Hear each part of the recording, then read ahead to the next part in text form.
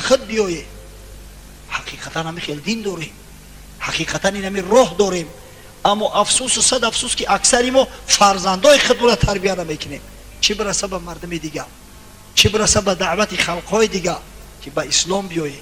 افسوس و صد افسوس که ما و شما طبق قاعده های اسلام زندگی نمیکنیم، آداب اسلامی نداریم. تو یک از کاری ما را ببینه و رفتاری ما را ببینه جلب شود. هفته گذشته 10 روز پیش والله اعلم در شهر سنت پتربورگ بودیم، در نمی کوچه شهر رفته استیم، یک ماشین 09 گذشت تریزهاش کشودگی، همین گنبر موزیکا بلند موندگی حافظی داره.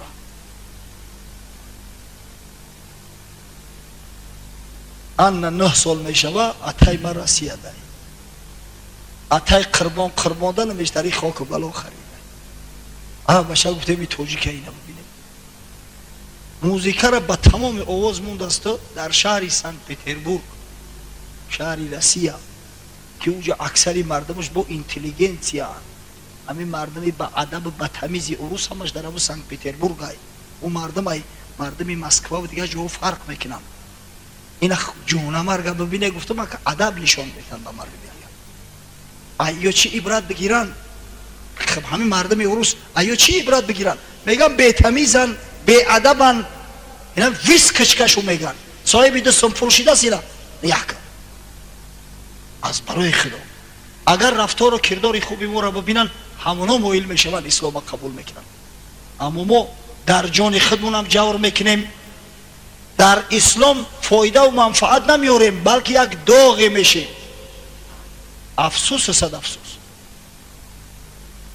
در سال گذشته در امریکا بودیم، خطی همین بابای حاجی و یک دو برادر دیگه در شهر دالاس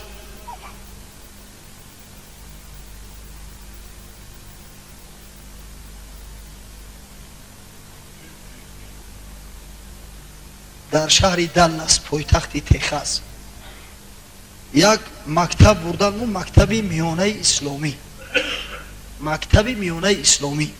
ای صنف 1 تا 12 را درس میخونن. دخترها ای صنف 3 بالا همه سطر پوش، سطر حتمی بوده است، میخواهی نمیخواهی مادام که مکتب اسلامی است سطر بپوشی. هر سال برای هر یک طلبه پدرها $6,000 بدادن برای تعلیم یک ساله، $6,000. مدیر مکتب یک برادر بوده است گراجدانین امریکا و خودش اصلا از مردم فلسطین. خیلی صحبت کرد قدیما، بعد برد بعضی صنفخانه ها را نشان مود. ای جمله در یک صنفخانه دخترها داخل شدیم، باید دختره که گفت قرائت قرآن، درس قرآن. مکتب میونه ای درسای دنیوی را میخونن، فیزیکا و شیمی را و در برابر این درسای اسلامی را میخوندن. ختم کننده هاش حتما مینیموم 3 پاره قرآن باید از یاد بدونن، مینیموم 100 حدیث از امام بخاری را باید از یاد میدونستن، مینیموم کتاب طهارت صلات از فقه میسپارید. ببینید غیر درسای دنیوی شو. باید دختره که گفت که بخون، تخمین یک دختری 14-15 ساله بود تلاوت کرد با تجوید قرآن. بعد مدیر گفت که این نصرانی خریستیان که های چخیل گفتیم خریستیان که در اینجا چی میکنه؟ چی در داره؟ سطر پوشیده از قرآن میخونه و چخیلی خریستیان که های. گفت که همسایه هاشو مسلمان ها بودیان دو اویله مسلمان. وقتی پدر و مادر اولی گفت یک خواهر دیگر هم داره یا صنف دیگر داره. وقتی پدر و مادرش مناسبت مسلمان ها را دیدیان، پدر و مادر فرزنداشون بچه جان، دختر جان، فرزندکو پدر و مادر پدر جان، مادر جان، خاله جان، عمه جان، همسایه ها را به همه به محبت به زبان شیرین چنان ذوق شو کرده از همه امریکایی خریستیان که گفتیان اولی همه کودکا را بریم در مکتب مونیم غیر فکیو دیگه یکون چیز دیگه یاد نمیگیرن، آوردیان در مکتب اسلامی موندیان.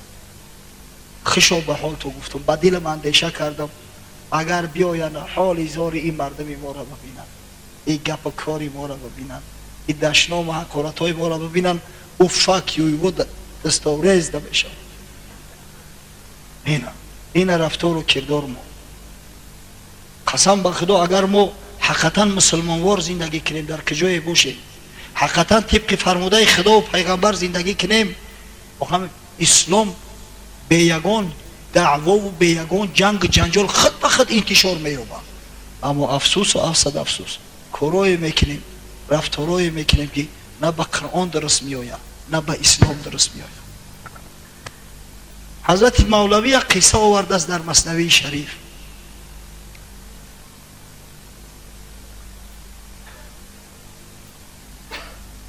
بود گبر در زمان بایزید، گفت او را یک مسلمان سعید که چی باشد گر تو ایمان آوری تا بیابی صد نجات و سروری.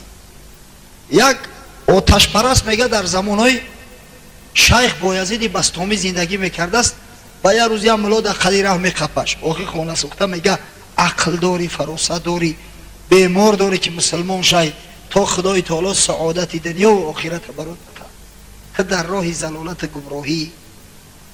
گفت آن ایمان اگر هست ای مرید آن که دارد شیخ عالم بایزید، من ندارم طاقت آن تا بی آن کانفوزون آمد زی کوشش های جان. گفت اگر ایمان اسلام، گفته ایمان اسلامی بایزید در نظر داشته باشی زوری من نمیرسم.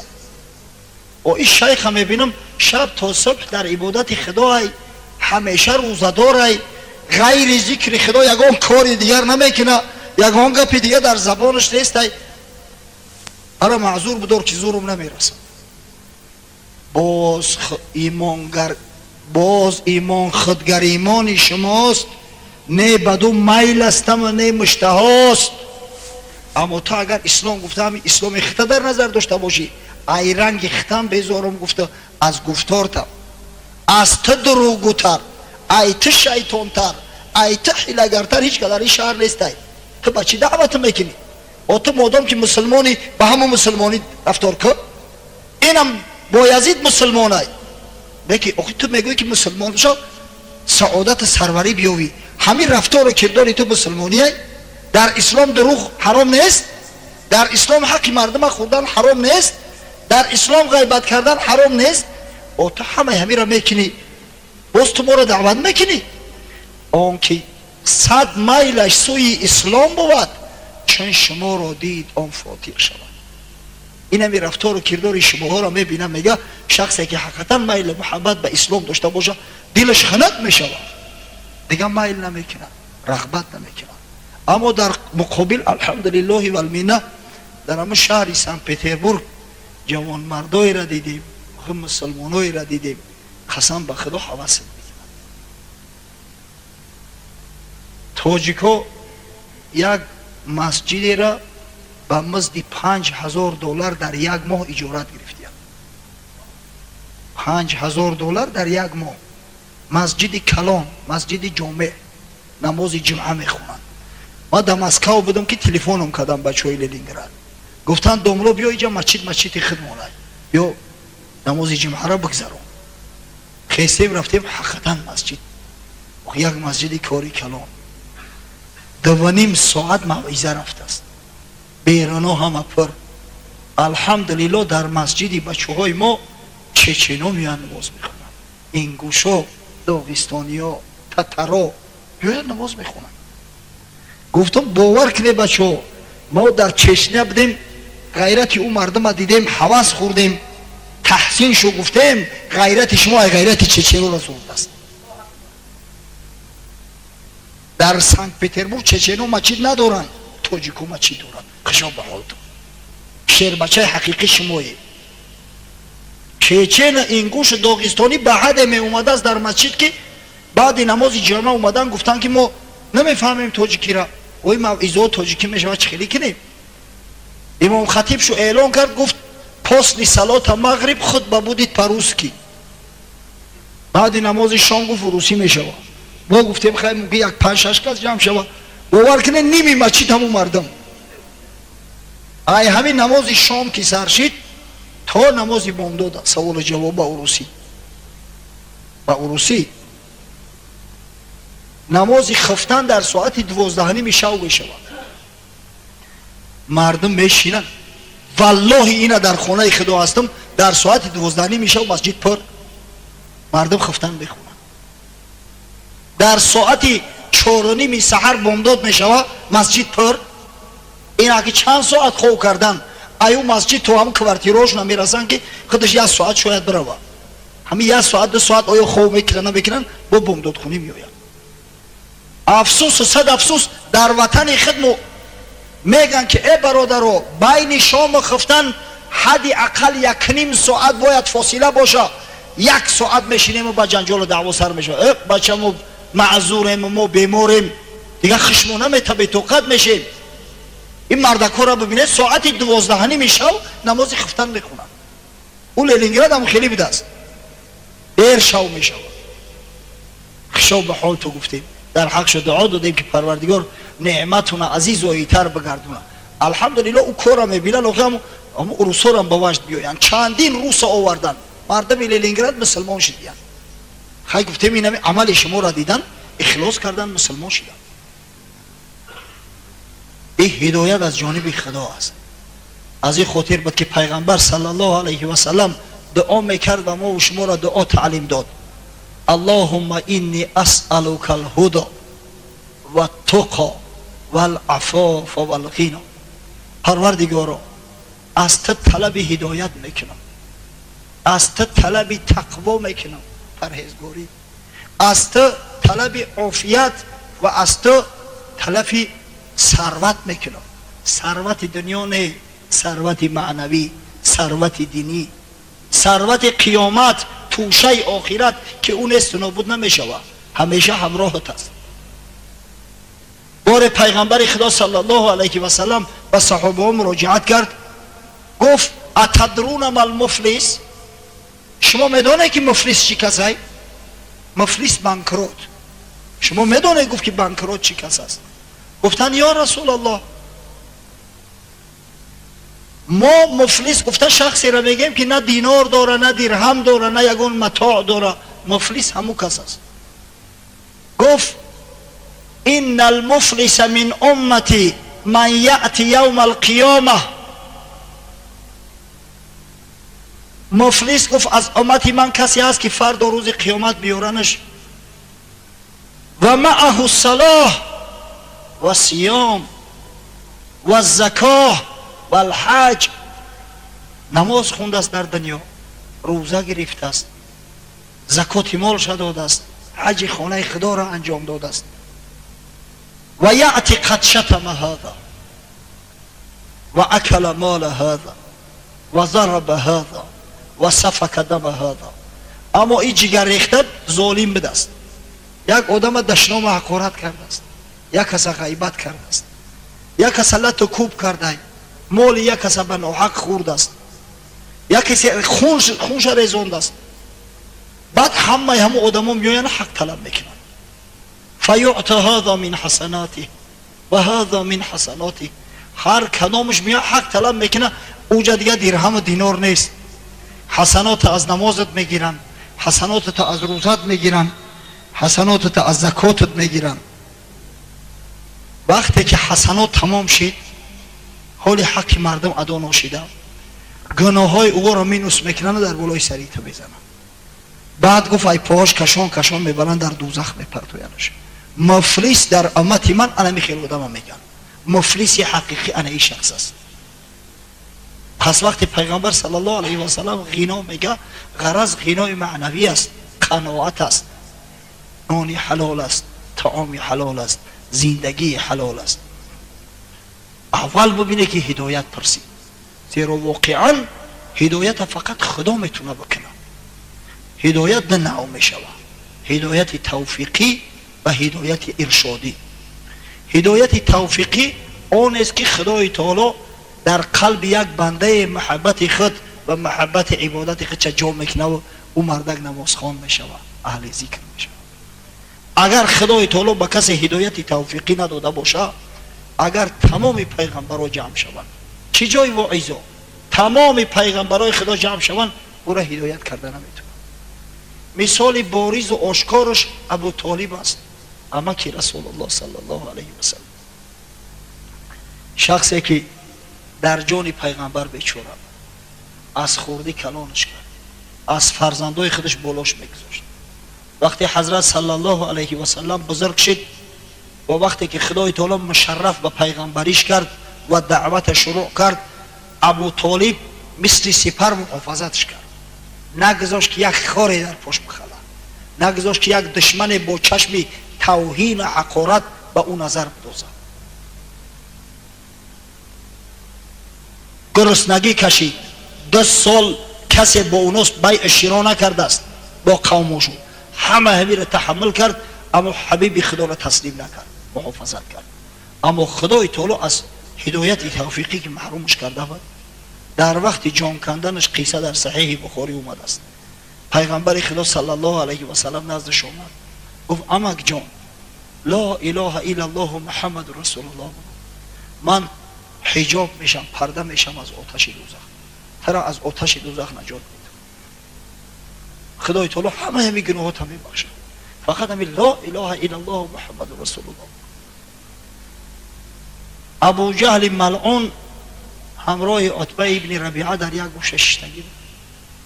گفتن یا ابو طالب، تو به گپی همین محمد دین پدر تا ترک میکنی، دین عبدالمطلب ترک میکنی؟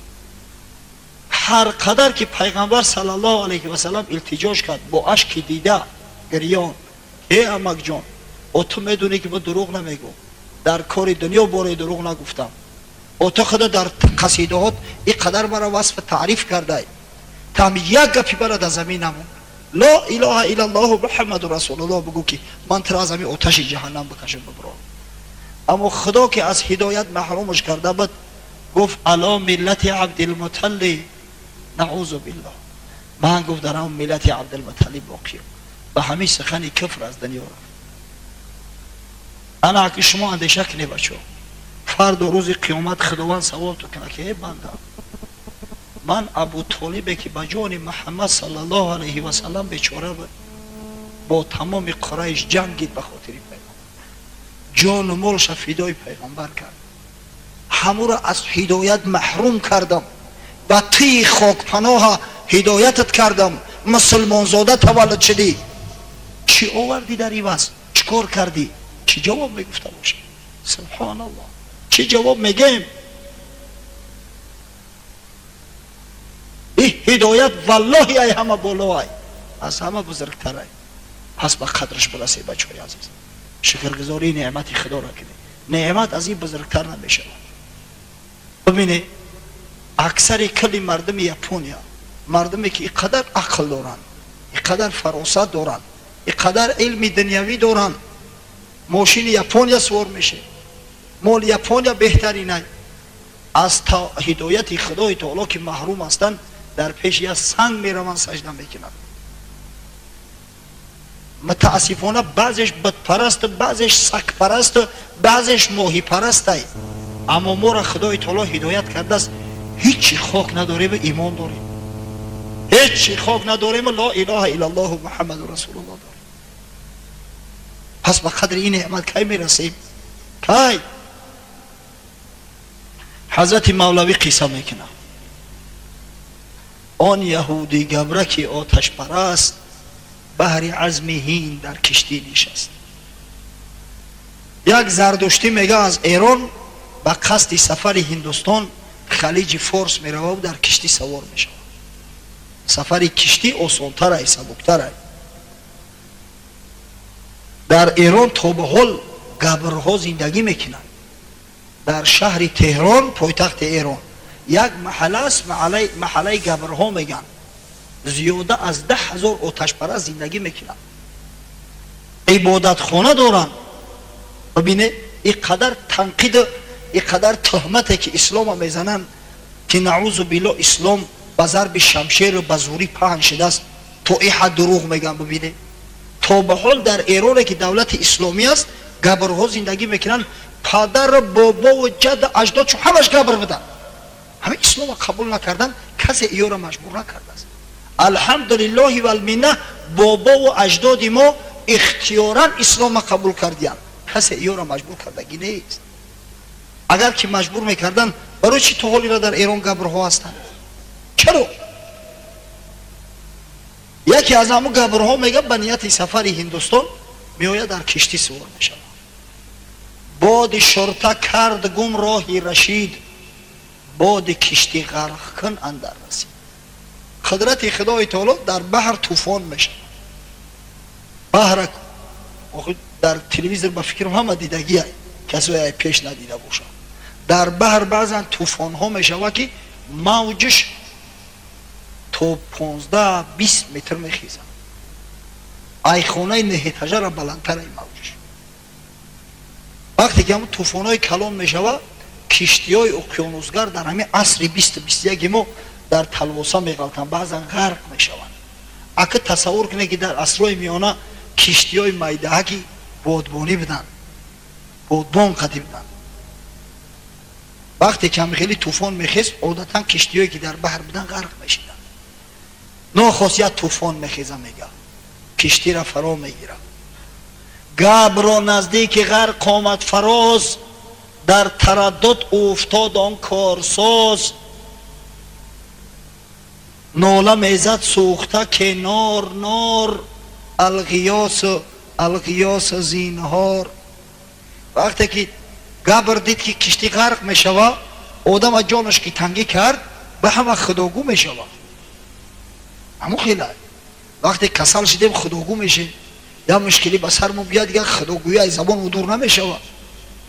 یک خونه سوخته در هم محله ما هسته، در همه روش هم 100 بار گفتمش. شخصی 62-63 ساله نماز نمیخونه، فرزندو نماز خون، نواسوها نماز خون، خدا که هدایتش نکرده است نماز نمیخونه. یا شو بچهش دویده اومد دوملو بیا که در سکرات غلطیده است، پدرم چی دردی رسیده استش مرده است، بیا یاسین بخون. اومدیم چنان الله میگه، یک الله میگه از دهنش 100 الله دیگه میپره. توبه کردم ای خدا جانه، همین دفعه که نجاتم بده تمام دیگه همه را بس کردم. ای مسجد نمیبرم، نماز را بس نمیگیرم. رودش در رودش پیچیده بوده، سکاری پامش گریف بردش چخیلش کردن، او را نمیدونه اپیراسیش کردن، چکارش کردن، جو با جو شد ساز شد. بعد هر حالی برمده است کو مسجد برم کو نماز بخونم. ای بدبخت او تو هوای نزدیکی گریه میکرده که پروردگار رو نجاتم بده تمام دیگه ای مسجدی تو نمیبرم. هیچ کتر مجبور نمیگیره که ای مسجد نبرو، آخه بیا نمازی خدا را بخون. خدا بگو ایزو نمیکشی میشوه دادم که وقتی مردد میشوه بعد دیگه دیر میشه فایدت نمیکنه. اما در همون وقتی تلوسه جونکنی هر کس از سوی همون دینی خودش میل میکنه. این بیچاره گبری زردشتی را چی تعلیمش دادیان؟ میگن همون الله مقدسه تو باید در پیشش سجده کنی. در همون حالت جانش تنگی داره میگه ای آتش مقدس به فریادم برس. هر کسی بر ملت خود میتند اعتماد اعتقاد خود کند، در وقت زوری هر کس به همون دینش بر میگرده. گبر در آب افتاد و دست پا چون وزخ میزد ولی دور از نجا. گبر عاقبت الامر در دوی آب غلطید، کشتی غرق شد. مرغاوی واری غوطه زد استه آخی در او بحر طوفانی از کجا خلاص میشه. میزدی فریاد که ناری سنی، قبله مقصود و معبود منی. چند سالت کرده ام من بندگی، از تو دارم مردگی و زندگی. زام پرستیدم تو را اندر زمان، تا چنین روز رسی فریادی من. در روی اول فریاد داره که الو برای او من ترا عبادت میکردم که در همین روزی سختی دستگیری میکنی. آی قدر من در پیش تو قربانی میکردم، این کمال صرفی تو میکردم که در همین روزی سختی دست ما بگیری. غیری تو پشت پناه هم نیست کس، غرق آبم آتش و فریاد رست. از قضا ملاح مردی پخته، مانده بود نزدیک او بر تخته. خنده اش آمد از آن آتش پرست. در پهلوش یک مریک مسلمان ملوح که بدست چقونی کرده ام یا پوره تخته شکستگی کشتی را گرفته است بالاش دستور شده خودش جانش در تلوازه گپایی را میشنوه خندش میگیره خنده اش آمد از آن آتش پرست گفت او را ای زیبادی عجب مست آتشی که کرده ای او را پناه آتشی که کرده ای او را پناه عبد اوی و از او زینهار خواه او همر چون تو در این شش در بدی حالی او از حالی تو بدتر بدی ای خاک در سرت میگه تو کی را پیروت کردستی علاوه اوخه جای تو در علاوه باشه احوالش احوالی تو را بد میشه ای چیش دوری خداوند تو را ای خاک خلقت کرده است او تو را حلاکت میکنه میکشت خاموشت نمیکنه نه که اوخه او اجلی همه علاوه علاوه بیاری فیروت میکنی که بیا ایدوری او خلاصت که خالق آتش بود فریاد رس غافل از دولت مشو هیچ کس و رو درگور حالی هم عقل دادن اومده است فقط انمو خالق آتش و خالق مردم و خالق پادشاه ها و گداها فقط او به فریادت میرسه دیر نشد است ایمان بیا رو درگور خدا بگو یا الله بگو که پروردگاری بزرگ نجاتت بده پس این هدایت یک نعمتی هست که این با پول و مال دنیا خریده نمیشه این متاع بزرگان نیست که برای در بازار بخریش خدا کسی را بتش خشا به حالش که نجات میابه اما کسی را از این هدایت خدای تعالی محروم کرد گوی به حالش که دیگه هیچی فایدهش نمیکنه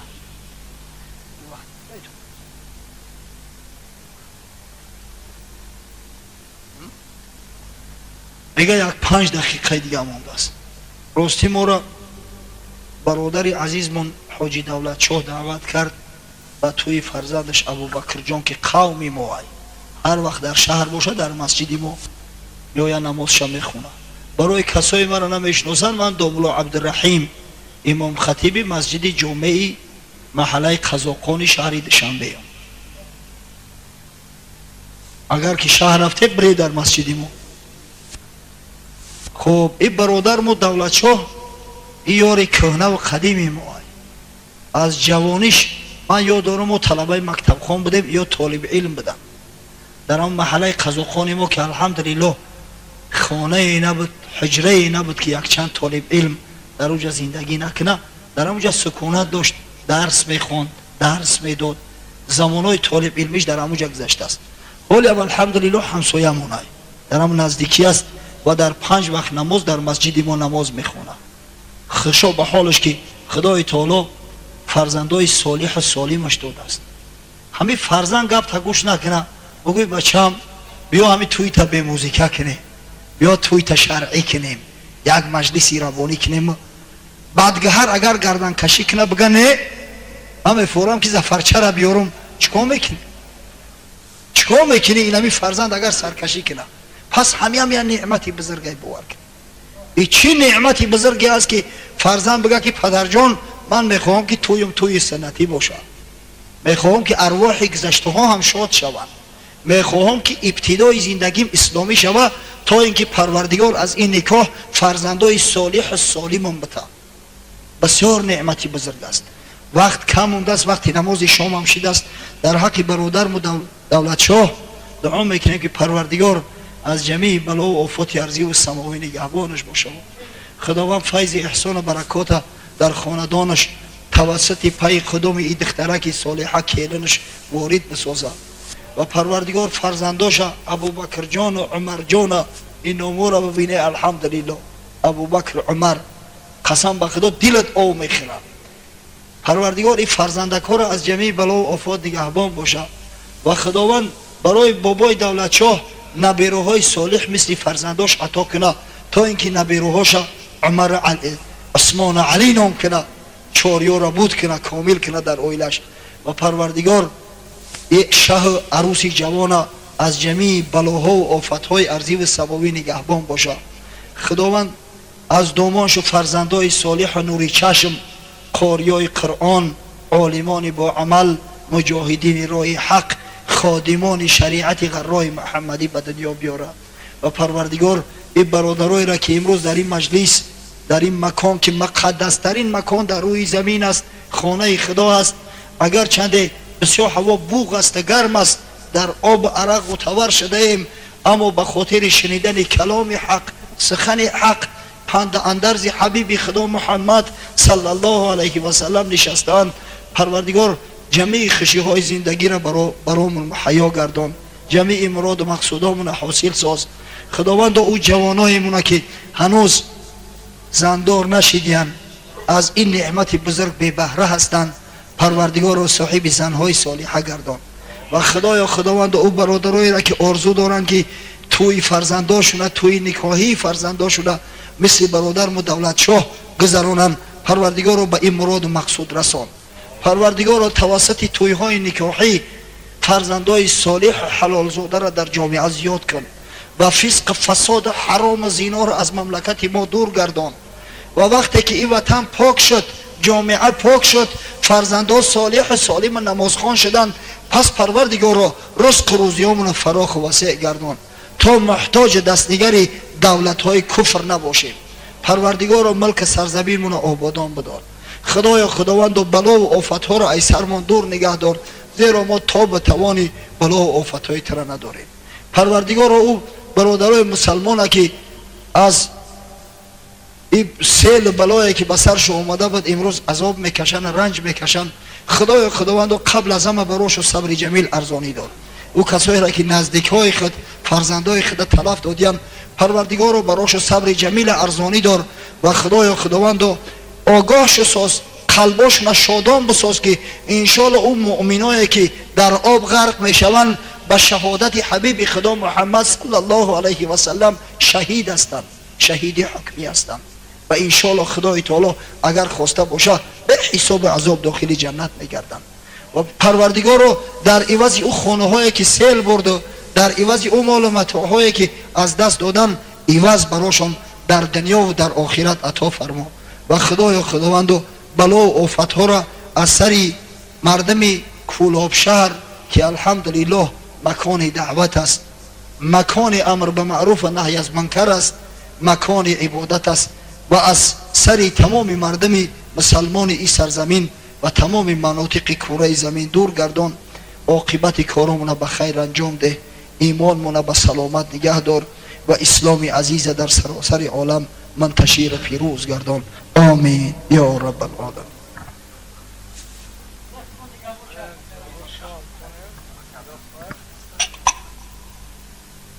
همیشه خوری بچه ها ششتگی هم بچه ها تا شام بعد شام وقتی شام شی انشالله نباشه بعد شام هم یک لحظه حق میشینه یک چند نظم میخونن. این نظم بسیار مفید است اگر به مورد باشه و در جاش باشه، هم حماسه قهرمانی را بیدار میکنه، هم شوق اشتیاق زیاد میکنه، هم میل محبت به خدا و به پیغمبر زاید میگردونه. بعد نهایت آخرتا آیه چند از قرآن عظیم شان تبرکان میخونن، دعا میکنیم، همه پشتی کاری خود میشه. و آخر دعوانا ان الحمد لله رب العالمین.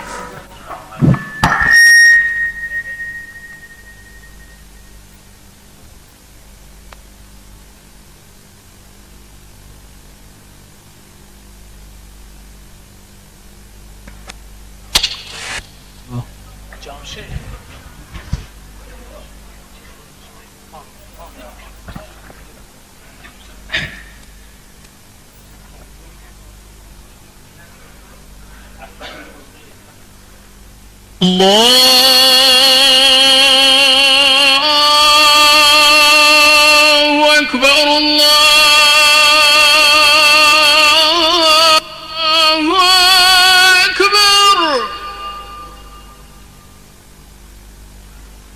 الله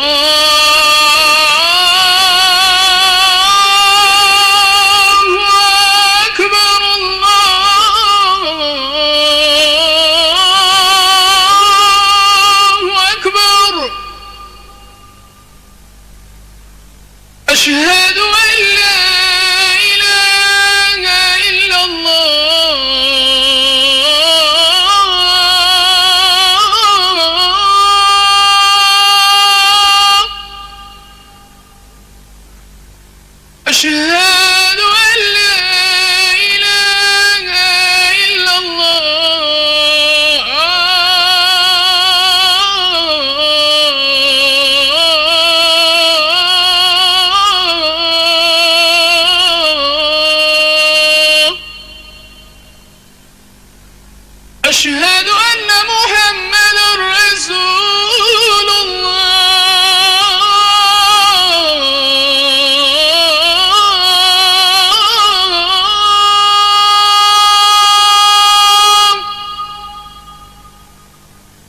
أشهد أن محمد رسول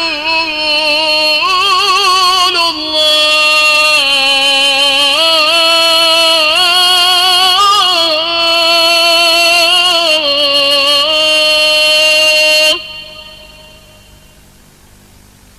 حي على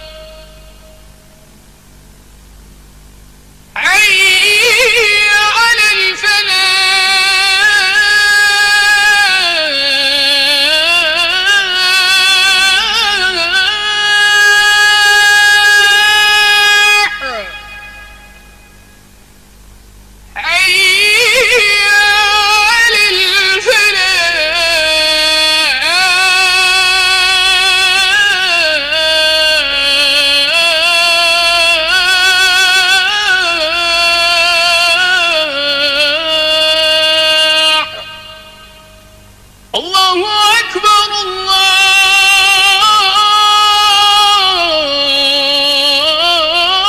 الله أكبر. لا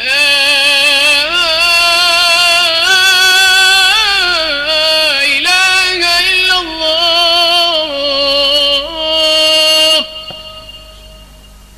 لا إله إلا الله محمد رسول الله. اللهم رب هذه دعوة تامة والصلاة القائمة آت محمدا الوسيلة والفضيلة والدرجة الرفيعة وابعثه مقاما محمودا الذي وعدته وارزقنا شفاعته يوم القيامة إنك لا تخلف الميعاد. آمين. قامت الصلاة. الله أكبر الله.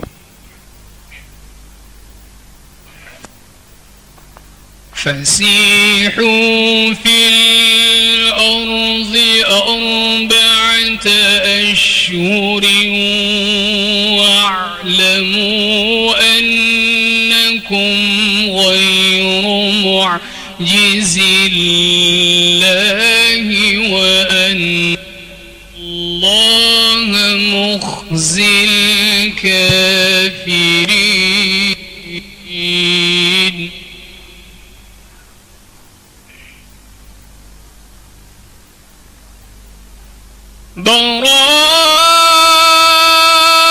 براءة من الله ورسوله إلى الذين عاهدتم من المشركين.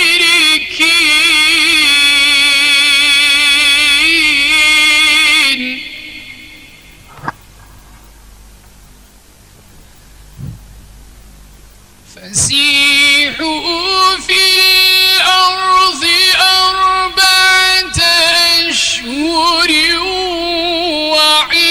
واعلموا أنكم غير معجز الله وأن الله مخزي الكافرين. الله أكبر. وأذان من الله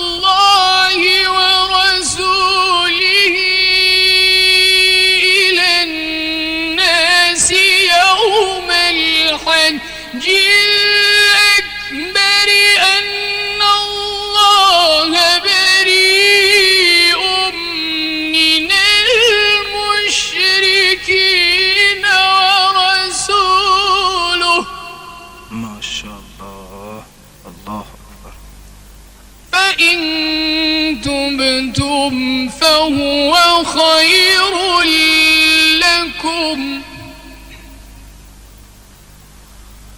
وإن توليتم فاعلموا أنكم غير معجز الله، وبشر الذين كفروا بعذاب أليم.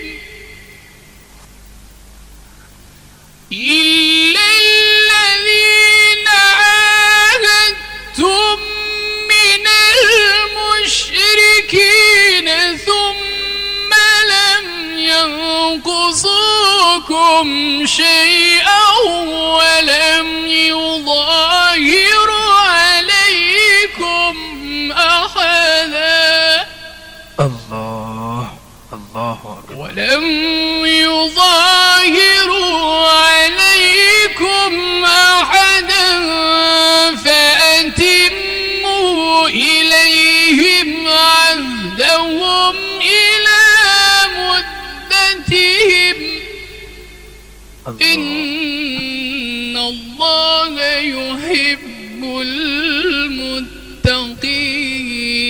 المتقين. صدق الله العظيم. بسم الله الرحمن الرحيم. اللهم صل وسلم وزد وبارك على رسول الله وآله الأطهار، على رسول الله وآله الأطهار. يكنزار بار أمتي شار من دأت يا مصطفى، يكنزار بار أمتي شار من دأت يا مصطفى. التفات برسگی آستانت یا مصطفى،